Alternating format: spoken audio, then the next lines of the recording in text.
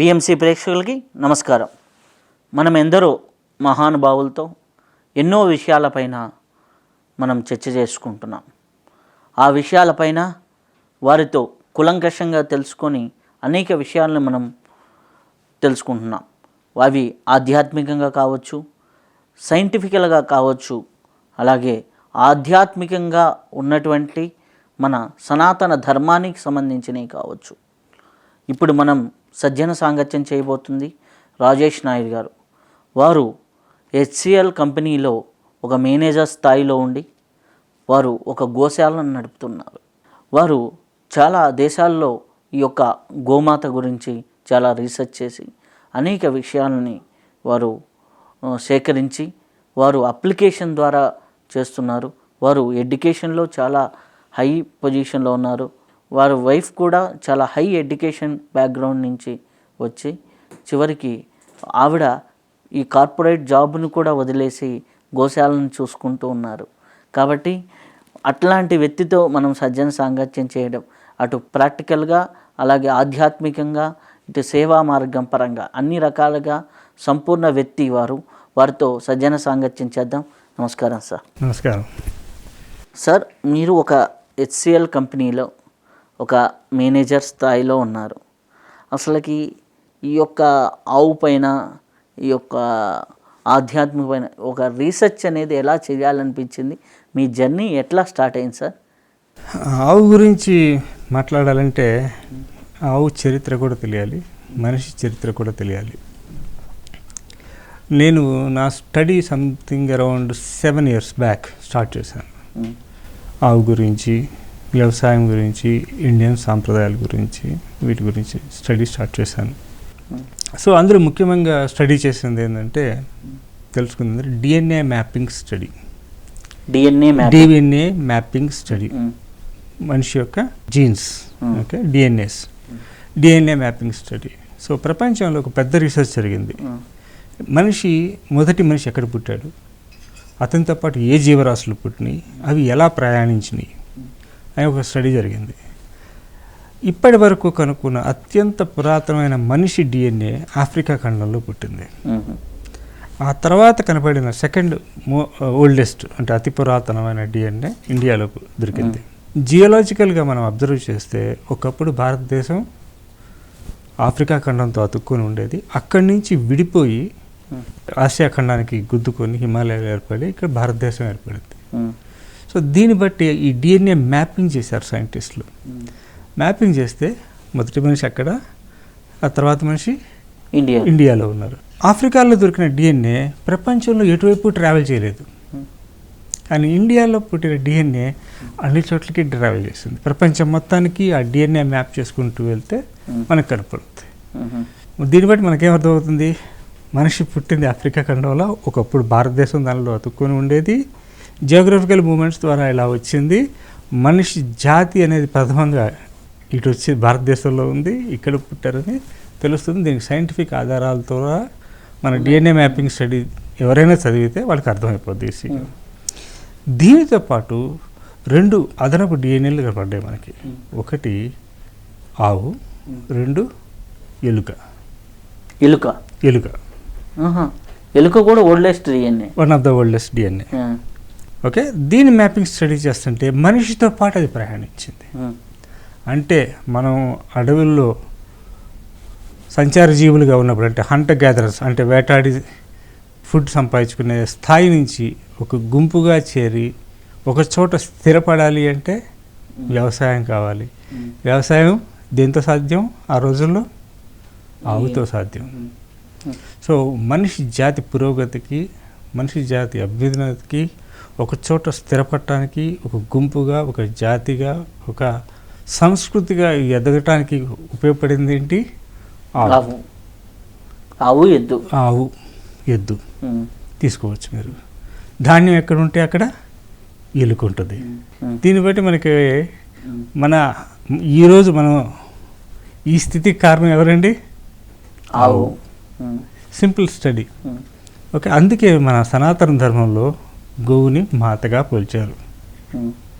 Okay, ఆవు ఒక పేడతోటి వ్యవసాయం చేయొచ్చు, ఎద్దును ఉపయోగించి దున్నచ్చు, ఆవు పేడతోటి రకరకాల కషాయాలు చేసి పురుగుల్ని పారదోలచ్చు, ఆవు పాలు ఇచ్చుద్ది, పెరుగు, దాని తర్వాత నెయ్యి, మజ్జిగ. సో మనిషికి కావలసిన నిత్యావసరాలు ఒక చోటు నుంచి మనకి ప్రసాదించి మన మనిషి అభ్యున్నతికి ఉపయోగపడిన ఆవు గురించి ఈరోజు మాట్లాడటానికి ఇక్కడికి వచ్చినందుకు నాకు చాలా సంతోషంగా ఉంది. అది నా ఫస్ట్ స్టెప్ టువర్డ్స్ ఆవు గురించి తెలుసుకుంటానికి. నా మొదటగా నాకు ప్రేరేపించిన అంశం సైంటిఫిక్ అంశం. ఇందుమూలంగా నేను ఆవు అంటే ఈరోజు గోశాల పెట్టుకొని ఇంట్రెస్ట్ అనేది నాకు కలిగింది. సో ఇది ఫస్ట్ స్టడీ నాది. ఆ తర్వాత ఆవు గురించి చాలా విషయాలు తెలుసుకున్నాను. మంచి ఆవు ఎక్కడ దొరుకుద్ది, ఏ జాతులు ఉన్నాయి, ఇలా తెలుసుకుంటానికి స్టడీ చేస్తూ వెళ్ళాను. అందులో ముఖ్యంగా తెలిసింది ఏంటంటే మన దేశీయ ఆవులు, అంటే మన ఇండియాలో దొరికే ప్రజాతులు, వీటి యొక్క పాలు కానీ, వీటి యొక్క మూత్రము, గోమయము, వీటి వల్ల చాలా ఉపయోగాలు ఉన్నాయని తెలుసుకున్న తర్వాత అందరు ఇలాగే కుతూహలంగా గోమూత్రే ధన్వంతరి అని అంటారు. సో అప్పట్లో నేను కువైట్ దేశంలో ఉండేవాడిని. ఇండియా నుంచి ఒక గోమూత్రం బాటిల్ తీసుకొని నేను కూడా తీసుకుందాం రోజు అని చెప్పి తీసుకొని వెళ్ళాను. కానీ సాఫ్ట్వేర్ ఇంజనీరు, బయట దేశంలో సంపాదిస్తాను. ఇప్పుడు నేను గోమూత్రం తాగాల అవుతా, దువిధ ఉంటుంది కదా. So two mindedness. సో దాంతో దాదాపు ఒక వారం రోజులు అది అక్కడ పెట్టుకొని చూస్తూ ఉన్నాను, కానీ ధైర్యం చేయలేకపోయాను. అంటే గోమూత్రం ఇంట్లో ఉంది కానీ తాగటం లేదు. సాఫ్ట్వేర్ ఇంజనీర్ అని ఒక నాకున్న education system, modern medical system గోమూత్రంతో ఏ రోగం నయమవుతుందని చెప్తుంది. సో నా రూమ్లో, నా ఇంట్లో అలాగే ఉంది, అది సెంటర్ టేబుల్ మీద పెట్టి. ఒకరోజు నా కొలీగ్, ఒక అరబ్ దేశస్థుడు, is a sheikh, so Abdul Rahman అని, నా ఇంటికి వచ్చాడు నాతో మాట్లాడటానికి. సో సెంటర్లో టీ టేబుల్ మీద అది ఉంటుంది చూసి, ఏంటి ఇది అడిగాడు. అంటే గోమూత్రం బాటిల్, మీకు ఇది సంబంధించింది కాదు, ఇది మా హిందూ ట్రెడిషన్లో ఇది గోమూత్రం సేవించడం చాలా పవిత్రంగా భావిస్తాము, ఇది చాలా రోగాలకి న్యాయం చేస్తుందంట. నేను ఇంకా స్టడీ చేస్తున్నాను, ఇది I think this stories about 7-8 years back. So అని చెప్పి ఆయనకి చెప్పడం జరిగింది. Is it so I to know it, నాకు తెలుసు అని చెప్పి టక్మని గోమూత్రం తీసుకుని ఆయన తాగాడు. That was the biggest shock of my life. ఇలాంటి కల్చర్స్ చాలా ఉన్నాయి, ఇవి నిజాలు. నేను కూడా కొంతవరకు ఎక్స్ప్లోర్ చేశాను, కాకపోతే ఇండియా ఇప్పుడు రాలేదు, ఎక్స్ప్లోర్ చేయలేదు అని చెప్పి టక్మని అతను తీసుకొని తాగాడు. అప్పుడు నాకు నా మీద సిగ్గేసి ఆ రోజు నుంచి నేను గోమూత్రం ఈరోజు వరకు డైలీ సేవిస్తున్నాను. ఇలాంటి కొన్ని ఇన్సిడెంట్స్ నా జీవితంలో నన్ను బాగా ప్రభావితం చేస్తున్నాయి. ప్రపంచంలో అతిపెద్ద గోశాల అరబ్ కంట్రీస్లోనే ఉన్నాయి, సౌదీ కంట్రీస్లోనే ఉన్నాయి. మీరేమైనా పరిశోధన చేశారు? అరబ్లో ఉన్నది, సౌదీలో, కువైట్లో పెద్ద పెద్ద గోశాలలు ఉన్నాయి, కానీ అందులో ఉన్నాయి దేశీయ ఆవులు కావు. అవి జెర్సీ హోలిస్టీన్ ఆవులు. అవి మనకి A2 మిల్క్ని ఇవ్వవు. సో ఇప్పుడు వాళ్ళు ఈ A1 మిల్క్, ఇప్పుడు ఇది జెర్సీ హోలిస్టీన్ A1 మిల్క్ మంచి ఆరోగ్యానికి మంచిది కాదని వాళ్ళు తెలుసుకొని ఆ గోశాలలను A2 అంటే మన దేశీయ ఆవులతోటి రీప్లేస్ చేయడానికి ప్రయత్నాలు స్టార్ట్ అయినాయి. ఫస్ట్ ఫేజ్ ఆల్రెడీ మొదలైంది. సో ఇన్ ఫ్యూచర్ మనకి అక్కడ కూడా అన్ని దేశీయ ఆవులు వస్తాయని ఆశిస్తున్నాం. గోవుల మీద ఇంట్రెస్ట్ చూపడానికి అరబ్ కంట్రీల మెయిన్ కారణం ఏంటి? మనకి అరబ్బుల గురించి లేకపోతే ముస్లిమ్స్ గురించి చాలా తప్పుడు అవగాహన ఉంది. నాకు ముఖ్యమైన స్నేహితులు ఒకతను, ఇక్కడో కాదు మన కర్నూలు జిల్లాలోనే టువర్డ్స్ బళ్ళారి డైరెక్షన్లో ఒక 60 కిలోమీటర్ దూరంలో ఉంటాడు ఒక రోడ్డు. వాళ్ళు వంశపారంపర్యంగా ఆవుల్ని పోషిస్తారు. ఆయన దగ్గర 300 ఆవులు ఉన్నాయి. దీనికి ఏం సమాధానం చెప్తారు? ఎక్కడికో అరబ్కి వెళ్ళారు. నేను నా గోశాలలో నేను రీసెర్చ్ చేశాను, ఇండియాలో నిజమైన ఆవులు ఎన్ని ఉన్నాయి అని రీసెర్చ్ చేస్తే గట్టిగా నిజమైన మన దేశీ సంతతికి చెందిన ఒరిజినల్ బ్రీడ్ 3000 కూడా లేవు. 3000 ఆవులు ఒరిజినల్ బ్రీడ్ లేవు. 3000 ఆవులు కూడా లేవు ఇండియాలో? లేవు.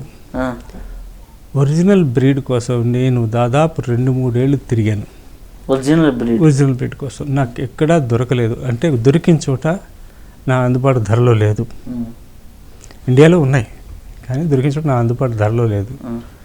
సో నేను రాజస్థాన్ దగ్గర సురసురా అనే డిస్ట్రిక్ట్లో, which is next to Pakistan border, అక్కడ ఒక చోట వెళ్ళి డైలీ పాకిస్తాన్ నుంచి ఆవులు తెప్పించుకుంటూ మంచిగా ఉన్నాయో లేదో చేసుకుంటూ అలా చేసి 2 వారాల వరకు ఉండి ఒక 15 ఆవులను తీసుకొని నేను ఇండియా ఇచ్చాను.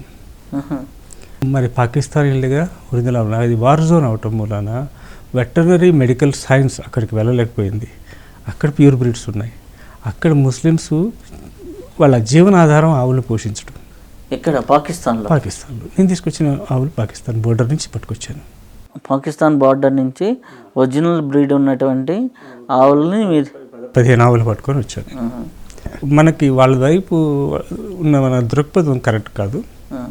So they are also very open people. మనకి మీడియా చూసే వార్తలను చూపించి మీరు ఒక ఫిక్స్డ్ మైండ్ సెట్కి వెళ్ళటం కరెక్ట్ కాదు. ఓకే, ఏంటంటే ఈ యొక్క గోవులో ఉన్నటువంటి మీరు అబ్జర్వ్ చేసినటువంటి సైంటిఫికల్గా మెడికల్ క్వాలిటీస్ ఏంటి? గోవు గురించి రాజీవ్ దీక్షిత్ అనే ఒక మహానుభక్తి, రాజీవ్ దీక్షిత్ గారు చాలా చెప్పారు. చెన్నైలో ఆయన ఇచ్చిన మహాప్రసంగం, 7 రోజుల ప్రసంగం సీడీలు చాలా పాపులర్లో ఉన్నాయి. అవి తెలుగులో కూడా ట్రాన్స్లేట్ చేశారు. గోవు గురించి చాలా గొప్ప విషయాలు చెప్పారు. మెడికల్గా ఎన్ని రకాల బెనిఫిట్స్ ఉంటాయో అని చెప్పారు. మన దేశీయ ఆవుకి ముఖ్యంగా మోపురం ఉంటుంది. ఆ మోపురం మూలంగా అందులో సూర్యకేతు నాడి ఉంటుంది. సో సూర్యరశ్మిని అది గ్రహించి గోమూత్రంలో ఈ మధ్య జూనాగఢ్ యూనివర్సిటీ వాళ్ళు కూడా డిక్లేర్ చేశారు, మనకి గోల్డ్ పార్టికల్స్ కనపడుతున్నాయి. అంటే అది మన గోల్డ్ పార్టికల్స్ అంటే స్వర్ణంగా తీసుకోమాకండి. It's a very nano size which is very good for health. మనకి ఆరోగ్యానికి చాలా మంచిది. అని జూనాగఢ్ యూనివర్సిటీ వాళ్ళు. నేను గత 6-7 సంవత్సరాలుగా ప్రతిరోజు నిత్యం గోమూత్రం సేవిస్తాను. నాకు ఎటువంటి మేజర్ డిసీజెస్ లేవు. ఇది మొదటగా డిక్లేర్ చేయదలుచుకున్నాను. రెండవది, నేను చాలామందికి రికమెండ్ చేసి గోమూత్రం ఇవ్వటం జరిగింది. శాస్త్రంలో కూడా చెప్పారు గోమూత్ర ధన్వంతరి అని. ఎటువంటి సాధారణ రుగ్మతలకి గోమూత్రం పొద్దున్నే సేవించడం వల్ల వెళ్ళిపోతాయి, వెసులుబాటు మనకి విముక్తి కలుగుతుంది. పొద్దున్నే తాగాలి, అంటే బ్రహ్మ ముహూర్తాన. ఎప్పుడు పడితే అప్పుడు వచ్చిన మూత్రం మనిషి తాగటానికి సూటబుల్ కాదు. పొద్దున్నే వచ్చిన మూత్రం. ఆ తర్వాత అన్నిటికంటే రెండో అద్భుత పదార్థం పాలు. మీరు పాత సినిమాలు చూసుంటే పాలు ఎప్పుడు తాగేవాళ్ళండి? పౌర్ణమి వెన్నెల్లో పాలు ఎప్పుడు పడుకోబోయిన తాగుతారు. ఈ మోడర్న్ మెడికల్ సైన్స్ వచ్చి అందులో కాల్షియం ఉంది, అది ఉంది అని చెప్పి మనకి పొద్దు నుంచి తాగటం స్టార్ట్ చేసింది. తప్పది. మనకి వేమన శతకంలో గంగి గోవు పాలు గరిటెడైన చాలు అని కూడా ఉంది. సో తాగాల్సింది చాలా కొద్ది మాత్రంలో, అది కూడా రాత్రి వేళల్లో. ఎందుకని అంటే ఆ పాలను డైజెస్ట్ చేసే ఎంజైమ్స్ మన బాడీలో పుట్టేది కేవలం సూర్యాస్తమైన తర్వాత. అది మన శాస్త్రంలో తెలుసు. అందుకే మన ఆవు చాలా తక్కువ పాలు ఇస్తుంది. ఆ పాలను కూడా చాలా తక్కువ మాత్రలో సేవించాలి. అది కూడా రాత్రిపూట మాత్రం, పడుకోబోయే ముందు మాత్రం సేవించాలి. మీరు రెగ్యులర్గా సేవిస్తుంటే మీ నిద్ర క్వాలిటీ పెరుగుద్ది. It act as a sedative. Okay, మీ కాన్సన్ట్రేషన్ పెరుగుద్ది. ఇటువంటి కొన్ని అబ్జర్వ్ చేయడం జరుగుతుంది. మీ ఓవరాల్ పాలల్లో ఏముంటుందంటే ఎక్కువ శాతం నీరు ఉంటుంది. సో మీ వాత సంబంధించిన రోగాలకి అద్భుతమైన మెడిసిన్ ఆవు పాలు. కానీ తాగాల్సిన సమయం, తాగాల్సిన మాత్రం రాత్రి వేళ. అంటే ఒక టీ కప్ అంతా అంత తాగాలి. ఓకే, ఇది మొదటిది.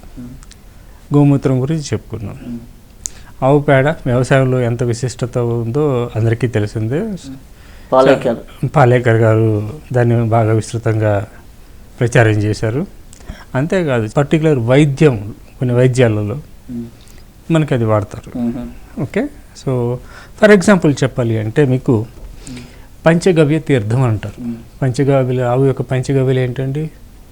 గోమయం, గోమూత్రం, ఆవు పాలు, పాలు, పెరుగు, నెయ్యి, వీటిని ఒక నిష్పత్తిలో కలిపి మనకి పంచగవ్య అని తయారు చేసి సనాతన సాంప్రదాయాలు అంటే మన పాతకాలంలో గుళ్ళు ఇచ్చే తీర్థం ఎప్పుడు ఏది అంటే పంచగవ్య ఇచ్చేవాళ్ళు. ఇప్పుడు నీళ్ళలో తులసాకులు వేసి కొంచెం పచ్చకర్పూరం వేసి ఇస్తున్నారు, కానీ అభిషేకంలో కూడా అది వాడేవారు నాకు తెలుసు. తీర్థం అంటే మనకి పంచగవ్య అనమాట. సో రెగ్యులర్గా గుడికి వెళ్ళి ఆ panchagavya the best immunity booster in the world. Scientific analysis, మన ఆయుర్వేద బోర్డు సైంటిఫిక్ అనాలిసిస్ ఇచ్చింది, మీరు గూగుల్లో ఉంటే చూసుకోండి. Best immunity booster. మన ఆ సంప్రదాయాన్ని ఎప్పుడూ మానేసాం. Best immunity booster, best immunity booster అంటే ఇప్పుడు కరోనా టైంలో కూడా పంచగవ్యాలను తీసుకుంటే చాలా బెస్ట్ ఇమ్యూనిటీ, చాలా మంచిది, చాలా ఉపయోగపడుతుంది. It will boost your immunity. కరోనాకి క్యూర్ అని మనం మాట్లాడుకుంటాం, చాలా ఇమ్యూనిటీ బూస్టర్ కదా. ఇమ్యూనిటీ ఉన్న వాళ్ళకి కరోనా ఏం చేయటంలా. 100లో 83-85 మందికి వచ్చింది పోయింది కూడా తెలియటంలా. 15 మంది పంచగవ్య తీర్థం అద్భుతంగా పనిచేస్తుంది, కానీ ఇక్కడ కండిషన్స్ ఉన్నాయి కొన్ని. చాలామంది ఈ మధ్య కమర్షియల్గా ప్రొడక్ట్స్ని చేస్తున్నారు. పంచగవ్య తీర్థం తయారు చేసిన 3 గంటల లోపల మాత్రం దాన్ని కన్జ్యూమ్ చేయాలి. ఇట్ ఈస్ నాట్ స్టోరబుల్, దాన్ని నిల్వ ఉంచుకొని చేసేది కాదు. మీరు చెప్పే ప్రతి ఒక్కదానికి ఆవుని ఇంట్లో పెంచుకోవాలి. అది పాసిబుల్ కాదు కాబట్టి, అందరికీ వీలు పడిన విషయం కాదు కాబట్టి, సనాతన సంప్రదాయం నుంచి మనకి గోశాలలు ఉండేవి. అందరూ గోశాలను పోషించేవాళ్ళు. మీకు కానీ మీ ఛానల్ ప్రేక్షకులు కానీ నాకు వినిపించేదంటే, మీ దగ్గరలో ఉన్న గోశాలకు వెళ్ళి ఆ గోశాలకు మీ శక్తిమంతకు ఏదైనా దానం ఇచ్చి గోవుని కాపాడవలసిందిగా నా ప్రార్థన. ఇంకా గోవులో ఉన్నటువంటి క్వాలిటీస్ ఏంటి అంటే నా పర్సనల్ ఎక్స్పీరియన్స్ చెప్తాను. నేను సాఫ్ట్వేర్ ఇంజనీర్ కాబట్టి దేశాలు పెట్టుకొని తిరుగుతూ ఉంటాను. సో మా వైఫ్ చూసుకుంటుంటారు, పనివాళ్ళు ఉన్నారు. సో పనివాళ్ళు రెగ్యులర్గా మేత వేసి వెళ్తుంటారు. కానీ మా వైఫ్ వెళ్తే గోవులన్నీ మా వైఫ్ వెనక చూస్తాయి. తను ప్రతి ఆవుని పేరు పెట్టి పిలిచి 10 నిమిషాలు అక్కడ ఉండి నిమరిన దాకా ఊరుకోవవి. ఆ అభిమానం ఆవు నుంచి వచ్చింది. తాను బాంబేలో పుట్టి పెరిగి గోవుతో అలా సాంగత్యం చేయటం నేను చూసి, అతను బెల్లము లేకపోతే ఏదైనా తినిపించడానికి వెళ్తే తన చేతిని నాకుతూ ఉంటాయి అవి. ఎటువంటి హాని చేయవు, కుమ్మవు, చాలా సాత్వికంగా తనతో బిహేవ్ చేస్తుంటాయి. ఇది నేను ప్రత్యక్షంగా చూశాను. సో గోవు మనిషికి ఎంత ఆత్మీయతతో ఉంటుందో, బర్రెకి దూడ పుట్టినా ఇంకా వేరే జంతువుకి ఎలా పుట్టినా చూడండి. గోవు తన దూడకి జన్మనిచ్చిన తర్వాత తన ఆప్యాయతను చూడండి. సో ఎంత గుంపులో ఉన్నా, నా దగ్గర 25 ఆవులు ఉన్నాయి, ఒక్కొక్కసారి 4-5 ఒకేసారి దూడలు పుడుతూ ఉంటాయి. పుట్టినప్పుడు బిడ్డని గుర్తించగలిగింది ఆవు, ప్రపంచంలో గుర్తించగలిగింది ఆవే. మనిషి కూడా 10 మంది బిడ్డలు కూడా కలిపేసి కనిపెట్టలేడేవు అని నేను ప్రత్యక్షంగా నా కళ్ళతో చూశాను. ఆవు గుర్తుపట్టగలరు. And there are some scientific studies. గోవు చుట్టూ ప్రదక్షిణలు చేయండి, మీ ఆరా పెరుగుద్ది అని చెప్పి స్పిరిచువాలిటీలో కూడా కొన్ని మనకి రకరకాల ఉదాహరణలు యూట్యూబ్లో చాలా వీడియోస్ కనిపిస్తాయి మీకు. ఇలాంటివి మీకు చాలా చాలా కనిపిస్తాయి. ఇక ప్రథమంగా బేసిక్ మన ఇబ్బందులు, లైక్ రోగములు, చిన్న రోగాలు, ఓకే, గ్యాస్ట్రైటిస్ దగ్గర నుంచి, చిన్న గ్యాస్ ప్రాబ్లం, అసిడిటీ ప్రాబ్లం దగ్గర నుంచి, బీపీ షుగర్ల దగ్గర నుంచి, మీరు ఎటువంటి జబ్బైనా తీసుకోండి, అప్ టు క్యాన్సర్ వరకు గోమూత్రం, పంచగవ్యలు బాగా సహకరిస్తాయి. కొన్ని కేసులు నేను క్యూర్ చేసినవి ఉన్నాయి. అంటే మీరు సజెషన్ చేసి క్యూర్ కూడా చేస్తుంటారా? నేను సజెషన్ చేసి నా దగ్గరికి వచ్చి వాళ్ళకి మాత్రమే, ఎవరు వచ్చినా సరే ఫ్రీగానే చేస్తాను. సో ఉచితంగా నేను వైద్యం ఇస్తూ ఉంటాను. సో అలా క్యూర్ చేసిన కేసులు కూడా చాలా ఉన్నాయి. ఈ యొక్క మెడికల్ ప్రాపర్టీ ఉన్నాయి, ఆరా పెరుగుతుంది అంటున్నారు కదా స్పిరిచువల్గా చూసుకుంటే.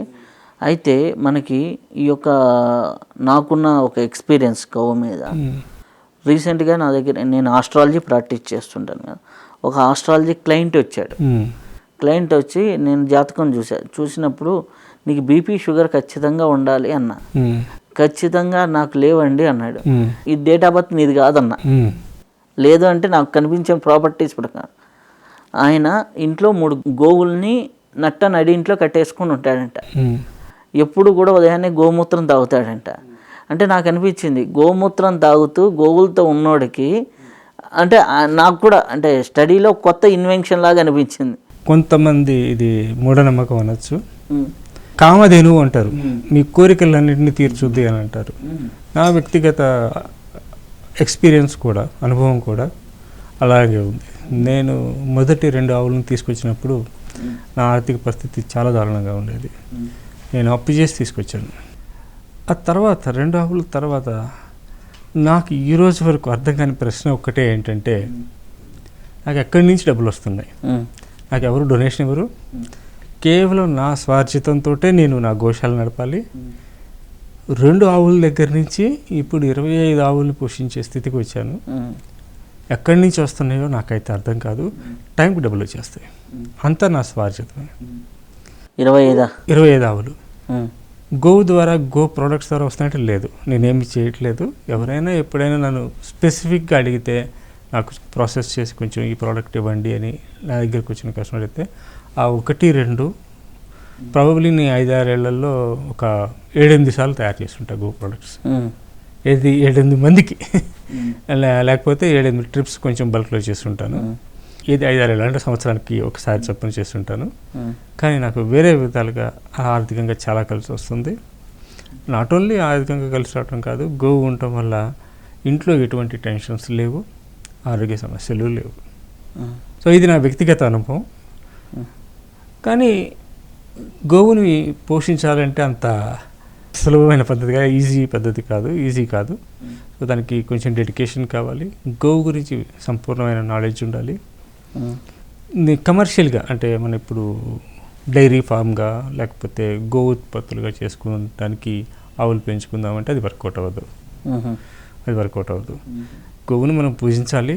గోవు ఉంటే గౌరవప్రదంగా మన యొక్క తృప్తి కోసం, మన యొక్క ఆత్మశాంతి కోసం, మన యొక్క ఆరోగ్యం కోసం పెంచుకుంటే అది వర్కౌట్ అవుతుంది. కానీ ఎందుకంటే ఇప్పుడు నేను ఇందాక చెప్పాను, అతనికి బీపీ షుగర్ ఉండాలి అంటే దాని ప్రకారం ఆస్ట్రాలజీ చూపించింది, కానీ అక్కడ లేదు.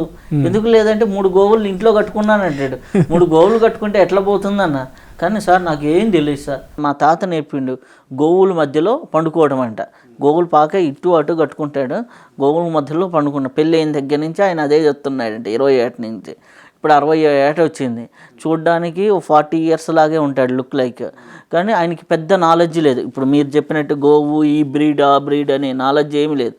దేశీ ఆవులు పెంచడం ఆయన ఏదో ఉంది. ఆయన పొలాల్లో పంట వేసుకోవడం, మంచి రైతే వ్యవసాయం మంచి ఉంది ఆయన చేసుకోవడం. ఇప్పటికీ ఆయన డూప్లెక్స్ హౌస్ ఉన్న గోవుల మధ్యనే పండుకుంటాడు. డూప్లెక్స్ హౌస్లో కూడా గోవుల మధ్య పండుకుంటాడు.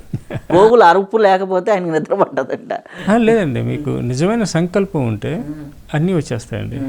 నాట్ ఓన్లీ నేను కేవలం నా ఆర్థిక పరిస్థితి చెప్పాను. నాకు ఈ గోవులు పెంచాలని ఆలోచన వచ్చినప్పుడు నా ఫ్రెండ్స్తో చాలామందితో డిస్కస్ చేస్తే ఎవరు సపోర్ట్ చేయలేదు ఈ ఐడియాకి. ఫర్గెట్ అబౌట్ ఇట్, నీ పని నువ్వు చేసుకో, you are progressing in your career.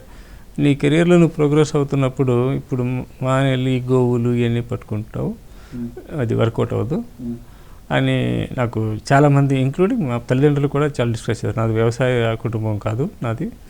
మా నాన్నగారు ఉద్యోగి, మా తాతగారు కూడా ఉద్యోగి, బ్రిటిష్ కాలంలో కానిస్టేబుల్ అయిన. మా నాన్నగారు బ్యాంక్ ఆఫీసర్. కానీ నాకు గట్టి సంకల్పంతో వెళ్ళాను. నాకు కొద్దిగా భూమి కూడా లేదు. నాకు భూమి ఫ్రీగా వచ్చింది, దాని అసోసియేటెడ్ పొలం కూడా. ఆ గ్రామంలో పెద్ద మనిషి ఒక ఆయన, నువ్వు గోవును పోషిస్తున్నావు కాబట్టి ఈ భూమి తీసుకో, వాడుకో అని చెప్పి నాకు ఫ్రీగానే ఇచ్చారు.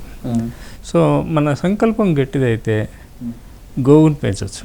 కానీ మన సంకల్పం స్వార్థపూరితమయ్యి ఏదో డబ్బులు సంపాదిద్దాము దాని మీద అని చెప్పి అయితే మాత్రం సిద్ధం కాదు. గోవుల్లో కూడా కపిల గోవుకి ఇంపార్టెన్స్ ఎక్కువ అంటారు కదా.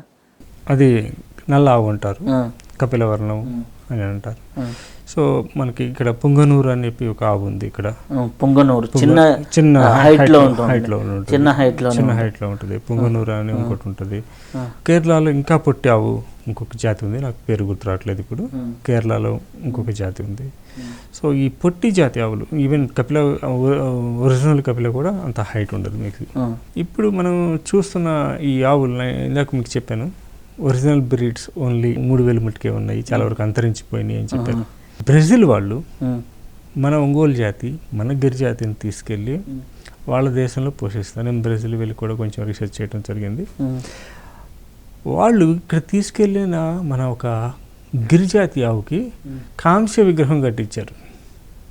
కాంస్య విగ్రహం కట్టించి మనం మాత్రం వాటిని ఆదరించలేదు. అప్పట్లో మనకు కొన్ని వ్యవస్థ ఉండేది. ఆ వ్యవస్థ ఏంటి, బ్రాహ్మణుడికి గోవు దానం చేయాలని చెప్పేసి అని ఉండేది. ఎందుకు దానం చేసేవారు తెలుసా మీకు? ఆయనకి సొంత ప్రాపర్టీస్ ఉండు, విద్యావంతుడు ఆయన ఒక్కడే, ఆయన విద్య చెప్తుంటారు, ఓకే, రకరకాల విద్యలు నేర్పిస్తూ ఉంటుంటారు, లేకపోతే పూజలు చేస్తుంటారు, ఆ బ్రాహ్మణులకి దానం ఇస్తారు. వారు ఆయన వాటి పాలతోటి లేకపోతే వాటితోటి పంచగవ్యాలు చేసి సమాజానికి ఉపయోగపడే పనులు చేసేవాడు. ఇప్పుడు ఆ వ్యవస్థ లేదు. ఆ తర్వాత మనకి తెలుగు నాలెడ్జ్ ఆయనకు ఉండేది, కానీ గోవులు ఉండేవి కాదు. దానం ఇస్తూ ఉంటే అది ప్రభువులకు ఉపయోగపడేదని గోదానం అని బ్రాహ్మణుడికి ఇచ్చేవాళ్ళు. ఇప్పుడు చాలా మందికి తెలియదు కూడా. అచ్చు పోసిన ఆంబోతు అంటారు. అచ్చు పోసిన ఆంబోతు లాగా తిరుగుతున్నారా అంటే ఏంటో తెలుసండి మీకు? ఏం పని లేకుండా తిరిగేవాడికి ఆ పేరు పెట్టి పిలుస్తుంటారు. తిట్టుగా పరిగణిస్తున్నారు కానీ కాదండి, తిట్టు కాదండి అది. అచ్చు అంటే ఒక ఎద్దుకి అచ్చు వేసేవారు. అచ్చు వేసిన ఆంబోతు. అచ్చు వేసిన ఆంబోతు అంటే అచ్చు వేసిన ఆంబోతు అని అర్థం. సో ఆ రోజుల్లో ఒక గ్రామానికి ఒక మంచి బలిష్టంగా ఉన్న ఒక ఎద్దును చూసి దానికి ఒక అచ్చు వేసేవాళ్ళు. ఇది దేవుడు ఆవు అని చెప్పేవాళ్ళు, దేవుడి ఎద్దు అని చెప్పేవాళ్ళు. దాన్ని అది ఇష్టం వచ్చినట్టు ఊళ్ళని తిరిగి పొలాల మీద తిరిగి తిని చాలా బలిష్టంగా తయారయ్యేది. దాన్ని బాగా పోషించేవాళ్ళు. సో ఈ గ్రామం యొక్క ఈ ఎద్దు అవతల గ్రామం వాళ్ళతో క్రాస్ చేస్తుంది, క్రాసింగ్కి వెళ్ళొద్ది. అంటే జెనెటికల్ ఇంజనీరింగ్ గురించి మన వాళ్ళకి ఎంత అవగాహన ఉందో ఆలోచించండి. ఆ పక్క ఆంబోతు ఇక్కడ ఆవులతోటి క్రాసింగ్ చేసి, సో ఇలా బ్రీడ్ని కాపాడుకునే వ్యవస్థలోంచి వచ్చిందే అచ్చోసిన ఆంబోతు. అది తిట్టు కాదు, పని పాకుండా లేకుండా తిరగడం కాదు. ఇక్కడి నుంచి తీసుకెళ్ళిన ఆవులు అమెరికాలో బ్రాహ్మణి అని చెప్పి ఒక బ్రీడ్ని డెవలప్ చేశారు. అంటే మన ఒంగోలు ఆవునే అక్కడ వాళ్ళు బ్రాహ్మణి అని పిలుస్తారు. మేము డెవలప్ చేసామని చెప్పుకుంటారు. మన ఒంగోలు ఆవు, ఒంగోలు ఎద్దు. మనం ఏమన్నా డెవలప్ చేసామా? చేయలేదు. ఉన్న జాతుల్ని నాశనం చేసుకుంటూ పోయాం. ఈ పాలు ఎక్కువ వస్తే, అందులో వెన్న ఎక్కువ వస్తే నాకు ధర ఎక్కువ పలుకుద్ది. సో నాకు ఎక్కువ పాలు ఇచ్చే ఆవులు కావాలి. దాంతో మన బ్రీడ్ తోటి వేరే బ్రీడ్స్ని క్రాస్ చేయటం చేసి చేసి చేసి చివరికి జెర్సీ మిల్క్ అని తెచ్చాం. జెర్సీ మిల్క్ అంటే ఏంటండి? పందిపాలు అలా చెప్పుకుంటాం. కరెక్ట్ సైంటిఫిక్ రీజన్స్ మన దగ్గర అవైలబుల్గా లేవు. కానీ మనకున్న సైంటిఫిక్ అవైలబిలిటీ ఏంటంటే అది A1 మిల్క్ ఇస్తుందని, మన దేశీయ ఆవు A2 మిల్క్ ఇస్తుందండి. అంటే ఏంటంటే A1 A2 అని 2 ప్రోటీన్స్ ఉంటాయి, బీటా కేసిన్ ప్రోటీన్స్ అని ఉంటాయి. A1 మిల్క్ A2 అంటే ఇది డిఫరెన్స్ ఏంటి సార్? A1 అని ఒక పాలలో A1 అనే ప్రోటీన్ ఉంటుంది, బీటా కేసిన్ ప్రోటీన్. A2 అనే బీటా కేసిన్ ప్రోటీన్ ఉంటుంది. A1 చాలా డేంజరస్ అంటారు. ఏ పాలలో అయినా 2 ఉంటాయి. A1 యొక్క నిష్పత్తి ఎక్కువ ఉందనుకోండి, 60% కంటే ఎక్కువ ఉంది, ఆ పాలను A1 మిల్క్ అంటారు. A2 నిష్పత్తి ఎక్కువ ఉందనుకోండి, A2 పాలని అంటారు. ఇప్పుడు వస్తున్న జబ్బులు, బీపీలు, షుగర్లు, అల్జమైర్స్, వీటన్నిటికీ కారణం A1 beta casein. A2 milk అయితే మీకు మంచిది అని చెప్పి మోడర్న్ స్టడీస్ చెప్పిన తర్వాత ఈ మధ్య మన ఇండియన్స్ రియలైజ్ అయ్యారు, మన ఆవు యొక్క ప్రాశస్త్యం అటువంటిది అని చెప్పి ఈ మధ్య కొద్దిగా రియలైజ్ అవుతున్నారు. సో ప్రపంచం మొత్తం ఇప్పుడు అంతా ఎక్కువగా A1 A2 మిల్క్. మీరు యూఎస్లో కానీ, ముఖ్యంగా ఆస్ట్రేలియా, న్యూజిలాండ్లో మీ ఫ్రెండ్స్ ఎవరైనా ఉంటే ఫోన్ చేసి అడగండి. వాల్మార్ట్లో కానీ, ఆస్డాలో కానీ, అక్కడ సూపర్ స్టోర్స్ని అంటారు. A2 మిల్క్ డబ్బా వచ్చిన మ్యాక్సిమం 1 అవర్లో 2 అవర్స్లో ఖాళీ అయిపోద్ది. A2 మిల్క్ మ్యాక్సిమం 1 అవర్ 2 అవర్స్లో ర్యాక్ ఖాళీ అయిపోద్ది. So they are realizing. And వాళ్ళు ఇప్పుడు A2 మిల్క్ని విరివిగా వాడుతున్నారు, చాలా ఎక్కువగా వాడుతున్నారు. అండ్ అన్ఫార్చునేట్లీ మనం దానికి సరైన ఆదరణ మనం చేయలేకపోతున్నాం. సో అది మనం చేస్తే అందరికీ మంచిదని నా విన్నపం. ఇంకోటి అదేదో కంట్రీలో అనుకుంటా అండి, A1 మిల్క్ ఎక్కువ ప్రొడక్షన్ అవుతున్నాయని సముద్రంలో పోసేది. డెన్మార్క్, ఆ, ఐర్లాండ్ ఆ, A1 మిల్క్ ఎక్కువ ప్రొడ్యూస్ చేస్తూ అది మంచిది కాదని తెలిసి పేద దేశాలైన ఆఫ్రికాకి, పాకిస్తాన్కి, మన ఇండియాకి ఎక్స్పోర్ట్ చేస్తున్నారు. ఇది మంచి మిల్క్ అనుకొని మనలో ఉన్న సెలబ్రిటీస్ కూడా చాలామంది వాళ్ళ పిల్లలకి ఇస్తున్నారు. ఆ. ఎందుకంటే బయట నుంచి ఏదైనా వచ్చినా మనకి సాధారణ A1 అంటే మనకి నెంబర్ 1 అనుకుంటున్నా. ఏటువే మంచిది, ఇక్కడ A2నే ఆరోగ్యానికి మంచిది. ఏటునే ఆరోగ్యానికి ఆ పేరు A1 అని పెట్టడం వల్ల మన వాళ్ళు దానికి A1 మిల్క్ అనుకుని తాగేస్తున్నారు. The unfortunate truth. ఓకే, నేను రీసెంట్గా ఐర్లాండ్లో 9 నెలలు ఉండటం జరిగింది.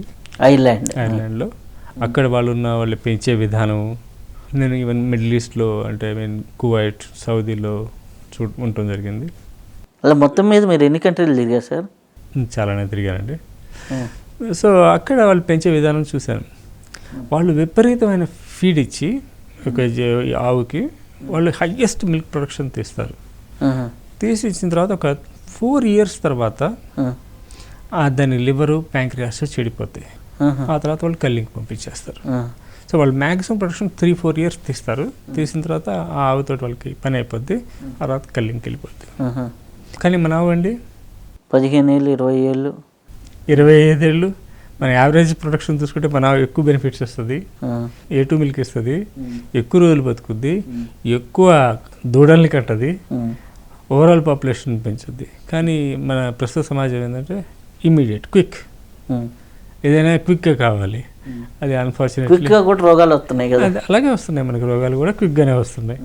సో ఏదైనా క్విక్, మన ఆవుల ద్వారా క్విక్గా ఏది సాధ్యం కాదు. సో అందుకని చెప్పేసి మన నిరాదరణకు గురవుతున్నాయి. భవిష్యత్తులో మంచి ఆదరణ వస్తుందని ఆశిస్తున్నారు.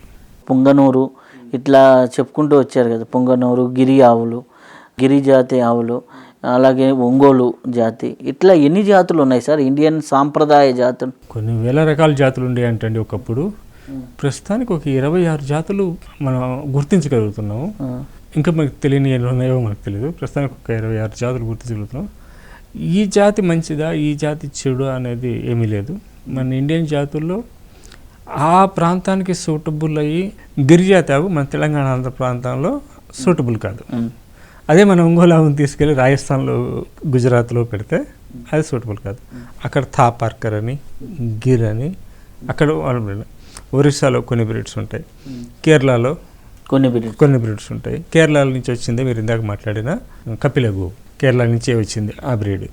కానీ ఇప్పుడు మనం దాన్ని ఒంగోలు జాతితో క్రాస్ చేసి పెద్ద ఆవులు ప్రొడ్యూస్ చేస్తున్నారు. సో ఇవన్నీ ఒరిజినల్ కాదు. కేరళలో ఒరిజినల్ కపిల ఆవులు, కర్ణాటక బోర్డర్స్లో ఒరిజినల్ కపిల ఆవులు మీకు దొరుకుతాయి.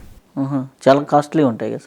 ఈ మధ్య జనాలు రియలైజ్ అయ్యి వీటి విలువ తెలిసి మంచి ధర పెట్టి కొనుక్కొచ్చుకుంటున్నారు. అలాగే మన ఇండియాలో ఈ గోవు జాతులు ఇవన్నీ ఉన్నాయి. లైక్ ఈ గో జాతుల ద్వారా మీరు హీలింగ్ ఎట్లా చేస్తారు, హీలింగ్ ప్రాసెస్? సో నేను ఇలాగే చాలామంది వైద్యం చేస్తుంటే తెలుసుకొని, ఈ వైద్య విధానం తెలుసుకొని రాజీవ్ దీక్షిత్ గారి ప్రసంగాలని ఐ థింక్ ఆల్మోస్ట్ నేను ఒక 5 years నా కార్లో కంటిన్యూస్గా ప్లే చేశాను. నా కార్లో సీడీ, రాజీవ్ దీక్షిత్ గారి సీడీ నేను 5 years ఆల్మోస్ట్ నేను కంటిన్యూస్గా విన్నాను. అర్థం చేసుకొని దాని ద్వారా అష్టాంగ హృదయం అనే బుక్ నుంచి, గ్రంథం నుంచి, వాగ్భట్ మహర్షి వారు రాసిన గ్రంథం నుంచి బాగా చెప్పేది భోజనాంతే విషం వారి, రాజీవ్ దీక్షిత్ ద్వారా అష్టాంగ హృదయంకి కనెక్ట్ అవ్వటం. సో నాకు సాంస్క్రిట్ రాకపోవటం వలన నేను ఒక స్కాలర్ని అపాయింట్ చేసుకొని ఆయన ద్వారా తర్జుమా చేసుకొని నా సొంత నోట్స్ రాసుకుంటాం. అలా చేస్తూ పోతూ ఉంటే నాకు కొంతమంది ప్రముఖులు, ముఖ్యంగా మన పద్మవిభూషణ్ గ్రహీత ప్రొఫెసర్ బిఎం హెగ్డే గారు, ఆయన కలవటం జరిగింది. ఆయన ద్వారా ఆయన వీడియోస్ ఫాలో అవుతుండేవాడిని. ఆయన వ్యక్తిగతంగా కూడా కలిశాను. ఆ తర్వాత లండన్లో ఫేమస్ డాక్టర్ బ్రూస్ లిప్టన్ వారిని వీడియోస్ చూడటం, Candace Pert molecules of emotion అనే ఒక బుక్ రాశారు, వారి బుక్స్ చదవటం జరిగింది. You can heal yourself అని లూయిస్ హే ఇలాంటి కొన్ని బుక్స్ చదవటం జరిగింది ఈ హీలింగ్ ప్రక్రియ గురించి తెలుసుకునేటప్పుడు. అప్పుడు సెల్ఫ్ హీలింగ్ అంటే ఏంటి, న్యాచురల్ హీలింగ్ అనే పద్ధతులు ఏంటి అనే ఒక రీసెర్చ్ చేయటం, సొంత స్టడీ చేయటం జరిగింది. వీటన్నిటిని బేస్ చేసుకొని అంటే నేను చేసే హీలింగ్ మిక్స్ ఆఫ్ బోత్, అంటే మోడర్న్ సైన్స్ కొద్దిగా కలగలిపి ఆ తర్వాత ట్రెడిషనల్ దాన్ని కలిపి నేను హీలింగ్ చేస్తుంటాను. హీలింగ్ అంటే నా దగ్గరికి వచ్చిన ఎవరైనా పేషెంట్స్ వస్తే వారికి ట్రీట్ చేయడం జరుగుతుంటుంది. నాది ఒక పంచగవ్యే కాదు, ఎందుకని అంటే నేను అష్టాంగ హృదయం చదవటం జరిగింది. సో అందులో ఒక చిన్న అధ్యాయంలో ఒక చాప్టర్ పంచగవ్య గురించి విశిష్టంగా చర్చించడం జరిగింది.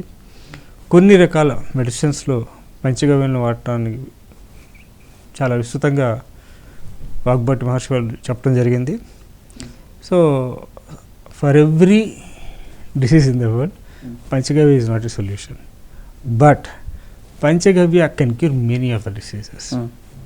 ఓకే, పంచగవ్య అనేది చాలా జబ్బులకి క్యూర్ చేస్తుంది, కానీ ఎవరీ డిసీజ్కి పంచగవ్య మెడిసిన్ కాదు.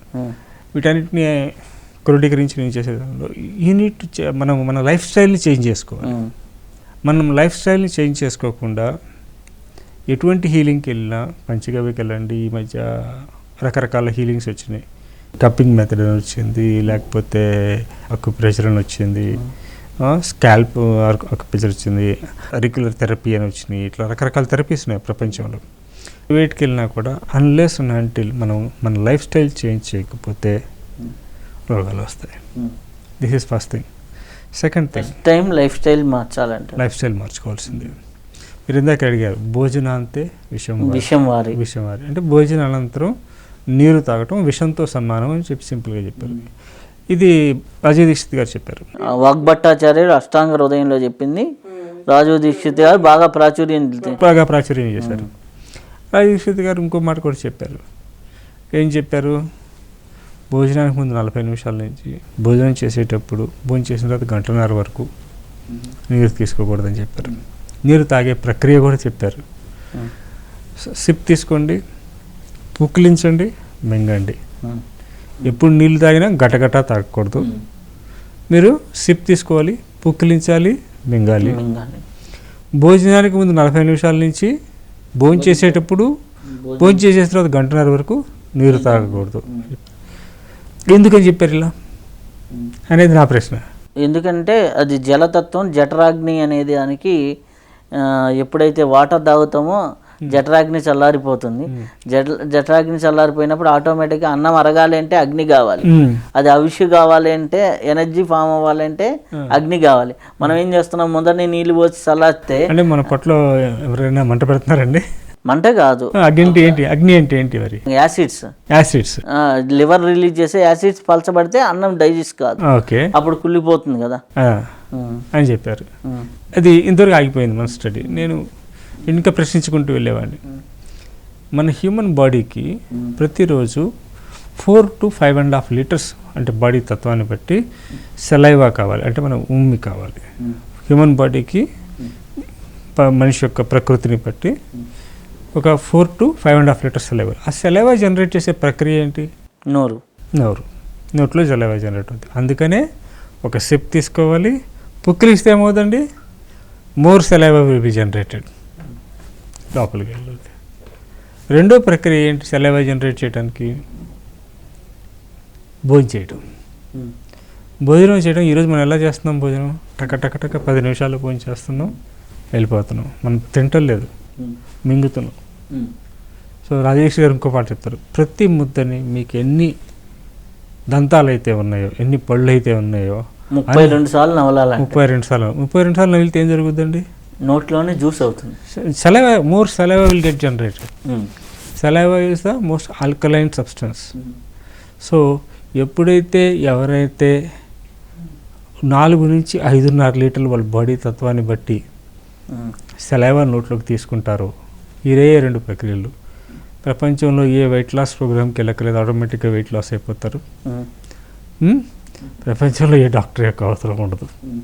మెయిన్గా చేయాల్సినవి ఏంటంటే ఈ 2.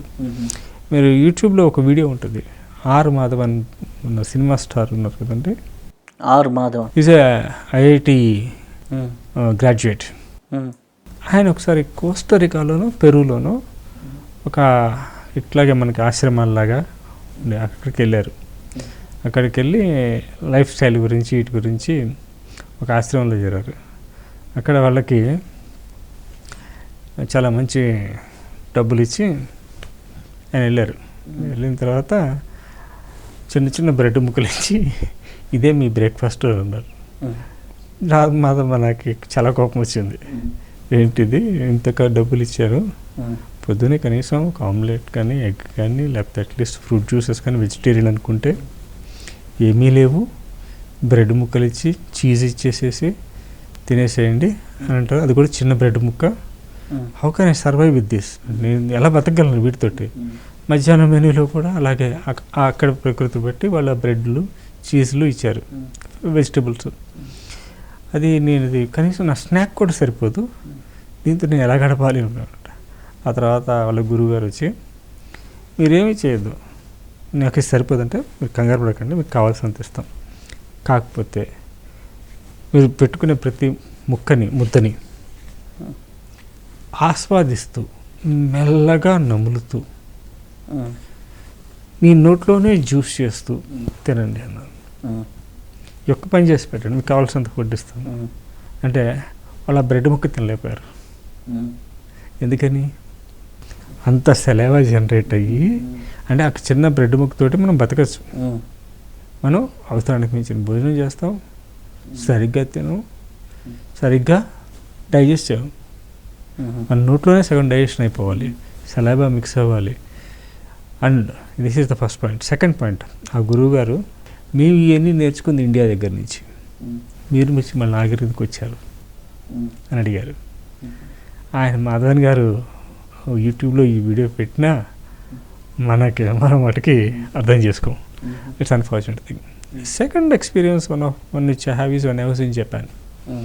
జపాన్లో అన్నిటికంటే మొర్టాలిటీ రేట్, అంటే ఎక్కువ సంవత్సరాలు వాళ్ళు బతికే ఛాన్స్ ఉంటుంది, బతుకుతారు కూడా వాళ్ళు.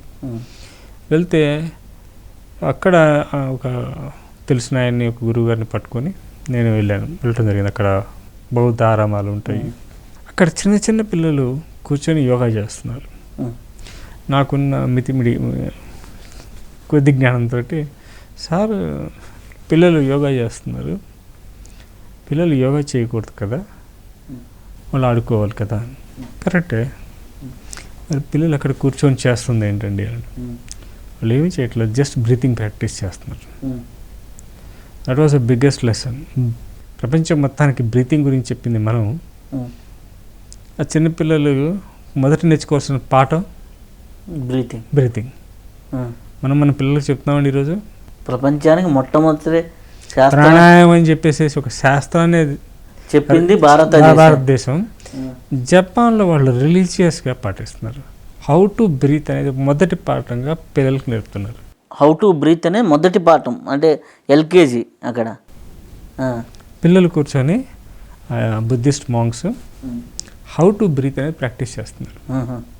నేను యోగా చేస్తున్నాను పొరపాటు పడి అలా అడగటం జరిగింది. వాళ్ళు ఇచ్చిన సమాధానం, మన బుక్స్ ముందులో మనమే చదువుకొని బయటికి వెళ్ళి ఇంకొకరితో మాట్లాడాలి అన్న జాగ్రత్త నాకు వచ్చింది.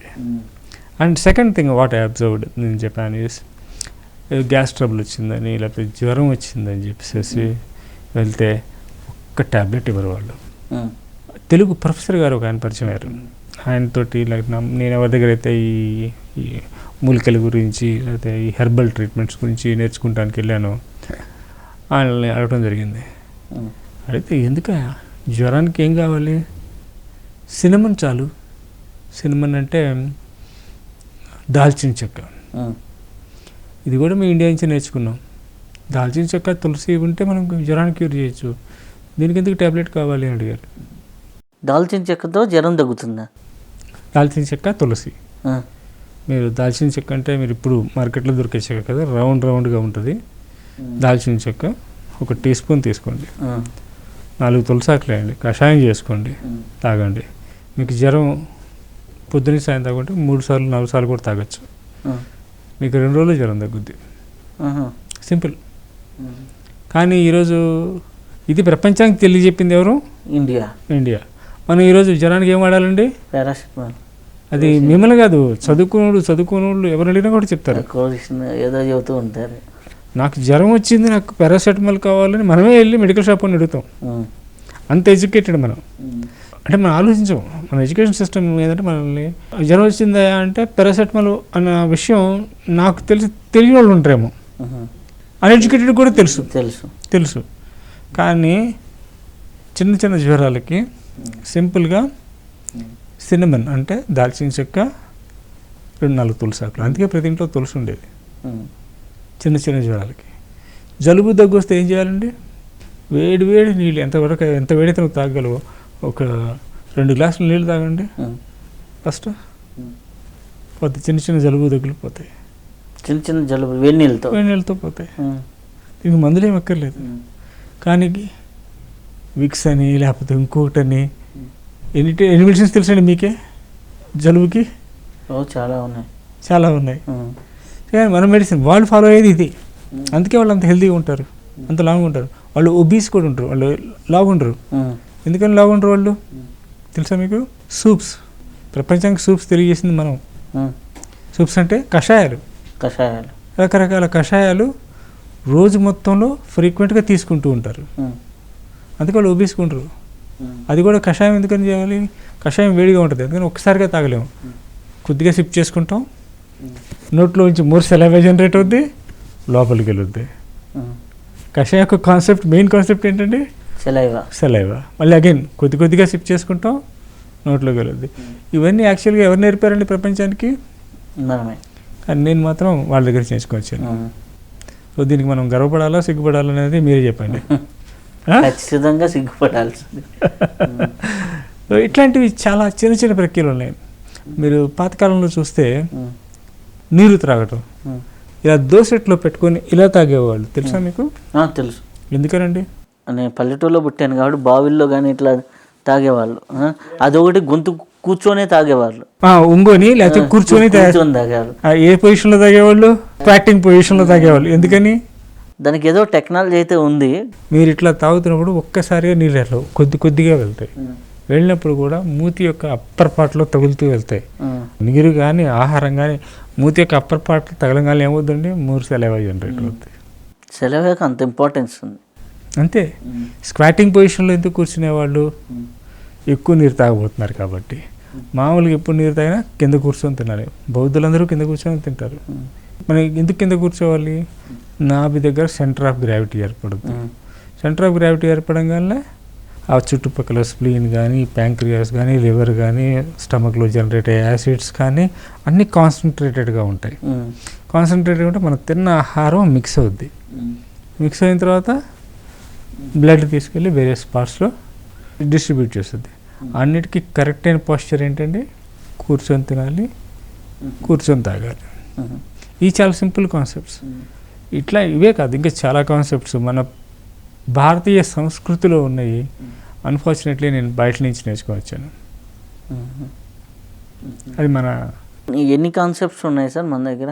ఎవరికి ఎప్పుడు చెప్పాలనుకోలేదు, లేకపోతే I kept on learning. So ఎన్ని కాన్సెప్ట్స్ ఉన్నాయంటే నేను క్లుప్తంగా ఏం చెప్పలేను.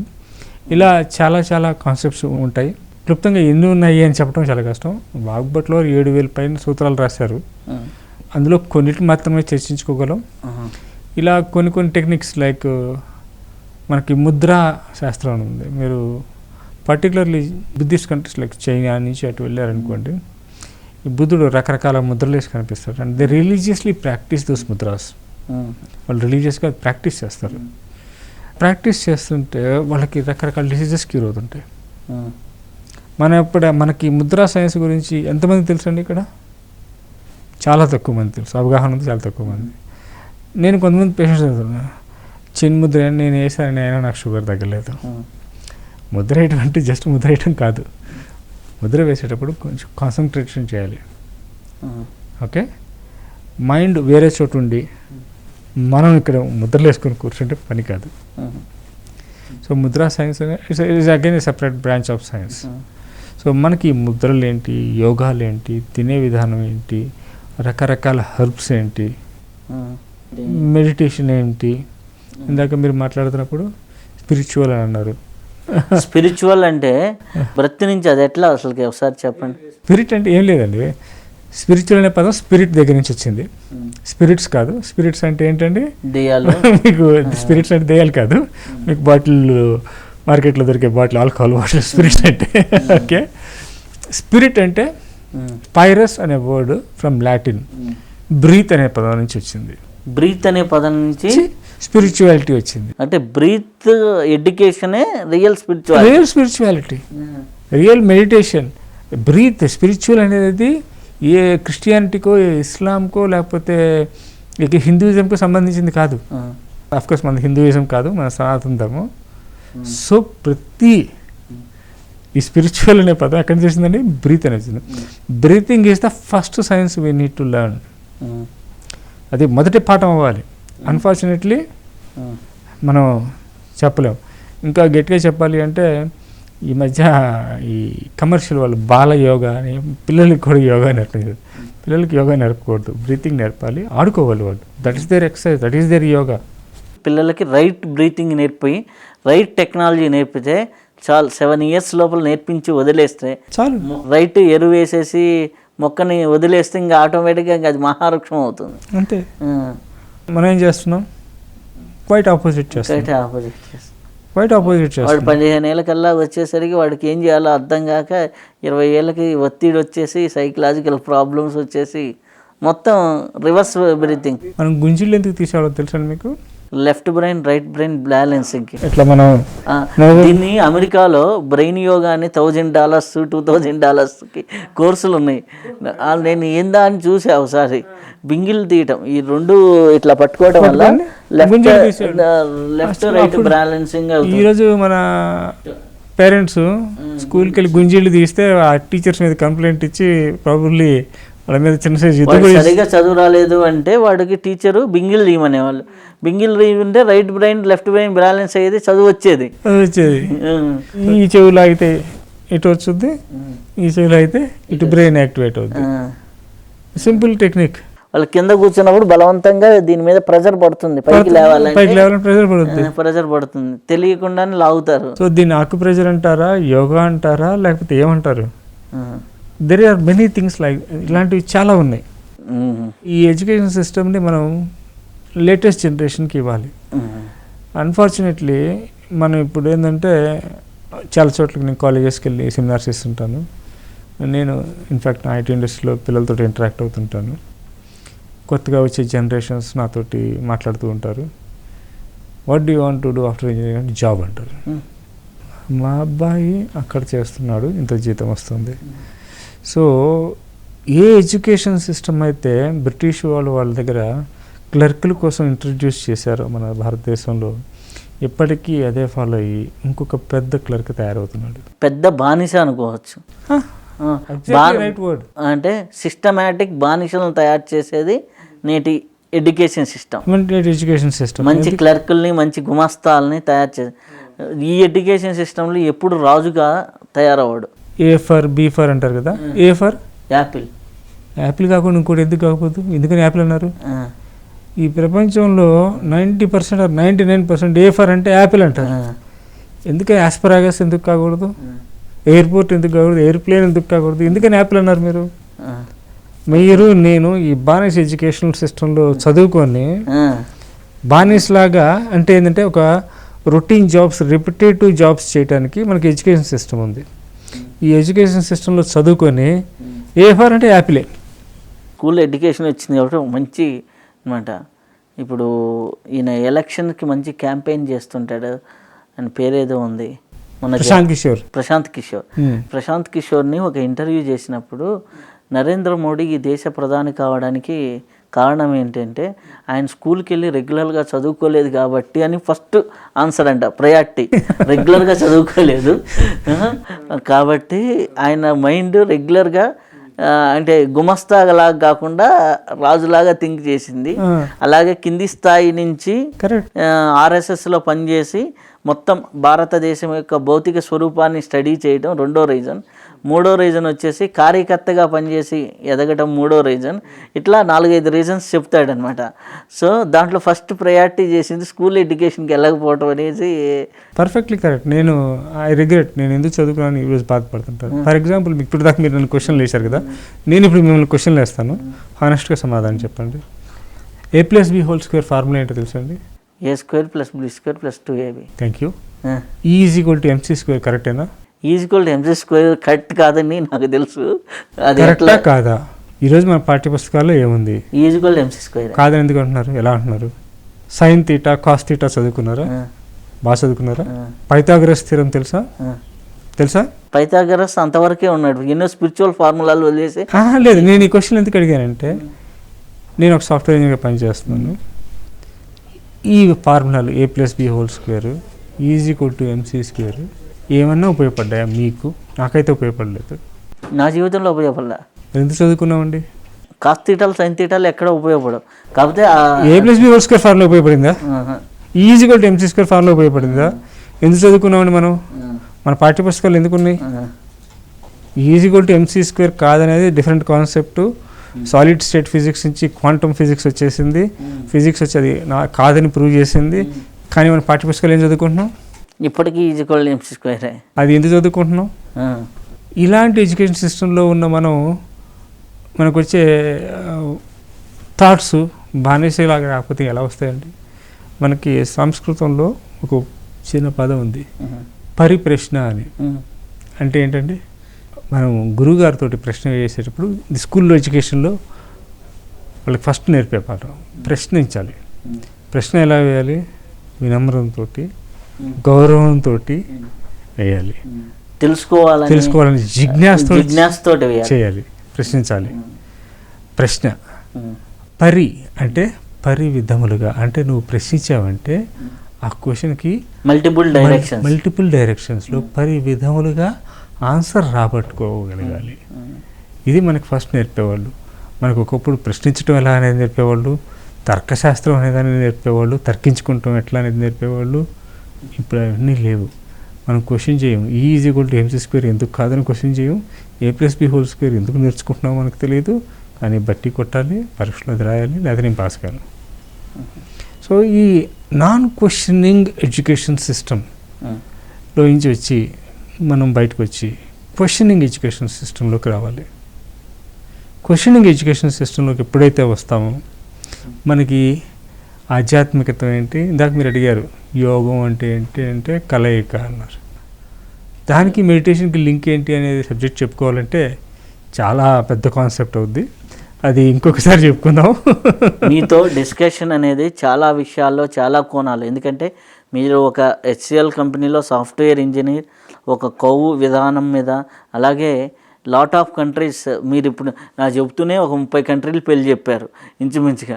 చాలా కంట్రీస్ తిరిగి దరిదాపుల ఇంత రీసెర్చ్ చేసిన మీకు, అలాగే జీవన విధానం మీద, అంటే నిత్య జీవితంలో మనం ఎటువంటి అలవాట్లు, ఇందాక సెలవా ఉంది, సెలవా ఒక కాన్సెప్ట్ నేర్చుకుంటేనే వాడి జీవితం మారిపోతుంది.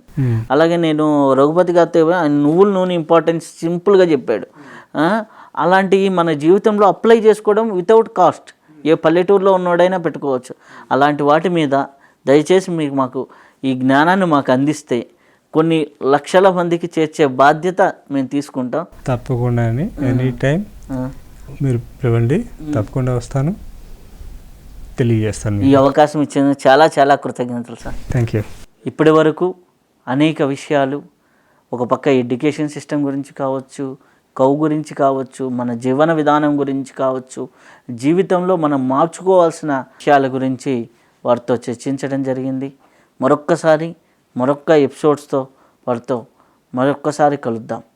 వారి దగ్గర నుంచి జీవన విధానం గురించిన విశేషాలను తెలుసుకుందాం. Thank you very much.